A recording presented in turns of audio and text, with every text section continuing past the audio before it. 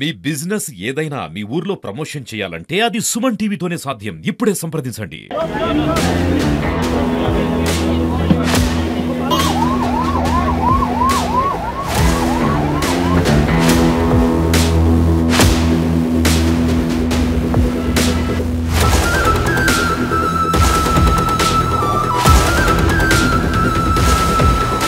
Hello viewers, welcome to Suman TV. Visakhapatnam జిల్లా ప్రముఖ పుణ్యక్షేత్రం అయినటువంటి సింహాచలం దేవస్థానంలో విషాద ఘటన చోటు చేసుకుంది.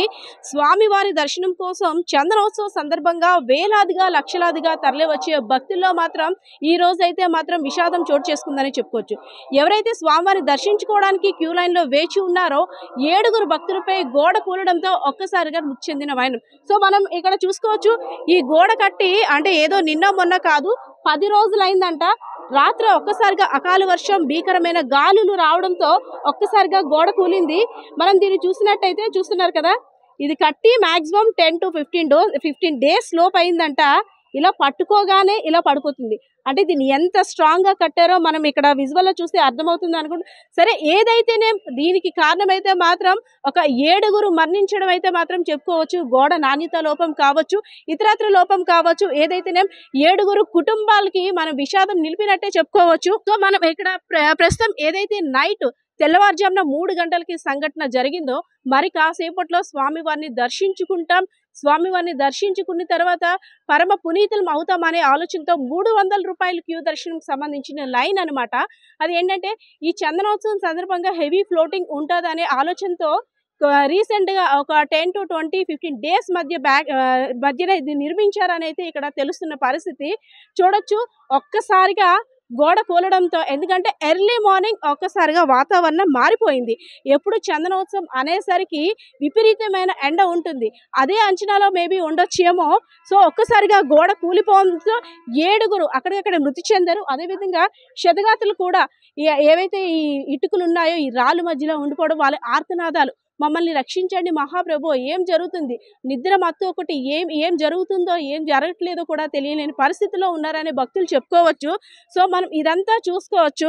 దీనికి సంబంధించి 7 మృతుల వివరాలు కూడా ప్రస్తుతం మన దగ్గర ఉన్న అప్డేట్కి సంబంధించి అయితే, ఒకరు పత్తి దుర్గాస్వామి నాయుడు, మాచవరం, అంబాజీపేట, తూర్పు గోదావరి జిల్లా వాసి కాగా, ఇంకొకరు ఎడ్ల వెంకట్రావు, అడివరం, విశాఖ జిల్లాకు చెందినవారు.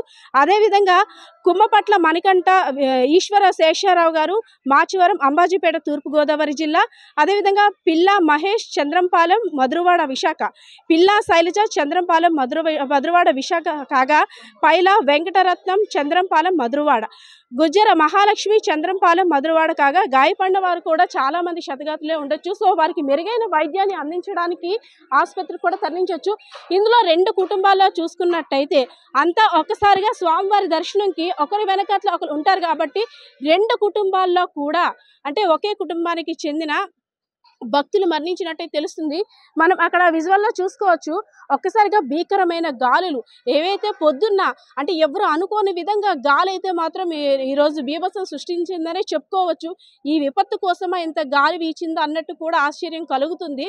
ఒకసారి మనం అక్కడ చూడొచ్చు, అక్కడ నిర్మించిన అంటే ఏర్పాట్లు, టెంట్లు అవి కూడా పడిపోయిన పరిస్థితి కనిపిస్తుంది. అంటే దీన్ని బట్టి మనం అనాలిసిస్ చేసుకోవచ్చు గాలి ఎంత భీకరంగా వీచిందో. సో మరి కాసేపట్లో స్వామివారి దర్శనం చేసుకుందామనే భక్తులైతే మాత్రం అనంత లోకాలకి అంటే దైవ దర్శనానికి వచ్చిన వారు కానరాని లోకాలకు వెళ్ళిపోయారనే చెప్పుకోవచ్చు. దీనికి సంబంధించి ఏదైతే ఘటన జరిగిందో వెంటనే హోమ్ మినిస్టర్ వంగలపూడి అనిత కూడా ఇక్కడికి వచ్చి సంఘటన స్థలాన్ని పరిశీలించారు. అప్పటికి ఆమెకు తెలిసిన సమాచారం ప్రకారం అయితే ఒక ఇద్దరు క్షతగాతులు ఉన్నట్టే తెలిసింది. కానీ తర్వాత ఒక్కసారిగా ఇక్కడ జరిగిన సంఘటన చూసి మేడం కూడా విస్తుపోయినట్టయితే ప్రస్తుతం మనకైతే తెలియజేశారు. సో అదే విధంగా minister Kondapalli Srinivasarao, MP Vizianagaram MP కలిసిట్టి, ప్రతి ఒక్క ప్రజాప్రతినిధులు కూడా, గంటా శ్రీనివాసరావు అందరూ కూడా ఇక్కడికి వచ్చి సంఘటన స్థలాన్ని పరిశీలిస్తున్నారు. ఏంటి దీనికి ఏం లోపం అయింది, ఏమైనా ఈ కన్స్ట్రక్షన్ సంబంధించి ఎలాంటి లోపాలు ఉన్నాయి, ఈ చర్యలు ఎవరి మీద తీసుకోవాలి ఏంటని దర్యాప్తు కూడా ముమ్మరం చేస్తున్నట్టయితే తెలుస్తుంది. సో మనం చూసుకోవచ్చు. ఇది ఇక్కడ నుండి స్వామివారిని దర్శించడం కోసం ఎక్కడ క్యూ లైన్ చూసుకున్నా ఇక్కడ ఒక వినిపిస్తున్న రూమర్ ఏంటంటే ఎక్కడైనా స్వామివారిని దర్శనం చేసుకోవడం కోసం తిన్నగా లైన్లు ఏర్పాటు చేయడం ఇక్కడ వాస్తుకు సంబంధించిన ప్రకారం అనేది తెలియజేస్తారు. కానీ ఇప్పుడు రీసెంట్గా ఏదైతే గోడ పడిపోయిందో ఈ గోడను మాత్రం ఒక సైడ్కు తిప్పడం వల్ల అంటే ఇది వాస్తు దోషం కారణంగా అన్నట్టు కొంతమంది కూడా వారి యొక్క భావాన్ని వ్యక్తం చేస్తున్నారు. దీనికి సంబంధించి ముఖ్యమంత్రి చంద్రబాబు నాయుడు కూడా దిగ్భ్రాంతి చెందారు. చందనోత్సవం అనేసరికి ఇంతమంది లక్షల వేలాది మంది వచ్చే భక్తుల్లో ఎన్నడూ లేదు, అంటే ఈ సింహాచలం చరిత్రకు సంబంధించి ఎన్నడూ లేని విధంగా ఇంతమంది భక్తులు ఒక్కసారిగా మృతి చెందడం నిజంగా చాలా బాధాకరం, విషాదకరం.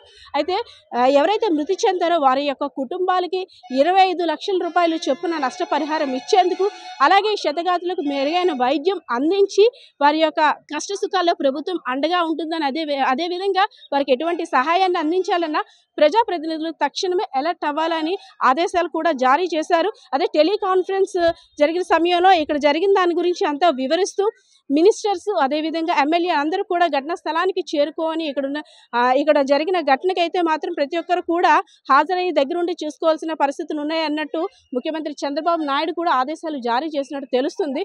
సో మనం చూడొచ్చు మట్టి పిల్లలు అన్నీ కూడా పడిపోయి అంటే స్వామివారి దర్శనంకి వెళ్ళిపోయే సమయంలో మరి కాసేపట్లో స్వామిని దర్శించుకుంటాం అనే సమయంలో ఇలా జరగడం నిజంగా బాధాకరమనే చెప్పుకోవచ్చు. సో ఏదైతే ఎప్పుడూ లేని విధంగా సింహాచలంలో కనీవిని ఎప్పుడు స్వామివారి దర్శనంకి రావడం, స్వామివారిని దర్శించుకోవడం, పరమ పునీతులు అవుతాం, మా పాపాలు స్వామివారిని దర్శనం చేసుకుంటే మా పాపాలు తొలగిపోతాయి అనే ప్రగాఢ విశ్వాసంతో వచ్చిన భక్తులు ఒక్కసారిగా అవాక్కైన పరిస్థితి. ఒకవైపు స్వామివారిని దర్శనం చేసుకోవడం కోసం వేలాదిగా లక్షలాదిగా తరలివచ్చిన భక్తులు ఒకవైపు అయితే మరోవైపు ఎప్పుడూ లేని విధంగా 7 మృతి చెందిన ఒకవైపు. సో ఇదంతా మనం ఎలా చూడొచ్చు? ఈ పాపం ఎవరిది? దీన్ని ఎవరి మీద అంటే ప్రభుత్వానిదా లేదంటే ఈ నిర్మాణం చేస్తున్న ఈ సంస్థదా? ఎవరిని చూడొచ్చు? అంటే ఇలాంటి టైంలో భక్తులు వస్తారని అధిక ఏర్పాట్లు చేసినప్పటికి కూడా ఇలాంటి విపత్తుని ఎందుకు అనాలిసిస్ చేయలేకపోయారని ఒక క్వశ్చన్ మార్క్ అయితే వస్తుంది. సో ఏదైతే ఇన్సిడెంట్ జరిగిందో వెంటనే ఇక్కడున్న SDRF బృందాలు అలాగే ఇక్కడున్న సహాయ సిబ్బంది చర్యలు కూడా చేపట్టి మరింత అప్రమత్తమే వేకువజామున 3 గంటలకే ఎక్కడైతే ఇన్సిడెంట్ జరిగిందో వారిని వెంటనే కూడా KGH తరలించడం జరిగింది. అయితే దురదృష్టకరం ఏంటంటే 7 మృతి చెందడం, ఇంకా మిగిలిన వారు కూడా అంటే ఆర్తనాదాలు, స్వామి ఏమవుతుంది దేవుడా అయ్యో దేవుడా అంటూ ఆర్తనాదాల మధ్య వాళ్ళైతే మాత్రం హాస్పిటల్కి చేరుకున్న పరిస్థితి. సో దీనికి సంబంధించి హోమ్ మినిస్టర్ వంగల్పూడి అనిత కూడా వివరాలు తెలియజేశారు. క్షతగాతులకు కావచ్చు, మృతుల కుటుంబాలకు కావచ్చు ప్రభుత్వం వారి తరపున అండగా ఉంటుంది, వారికి ఎటువంటి సహాయాన్ని అందించడానికైనా తమ ప్రభుత్వం ముందుంటుందని అయితే ఒక ధైర్యాన్ని కూడా చెప్పడం జరిగింది. సో ఓవరాల్గా ప్రస్తుతం ఇక్కడున్న పరిస్థితి ఇది. కెమెరా పర్సన్ బాలకృష్ణతో పద్మ, సుమన్ టీవీ, విశాఖపట్నం.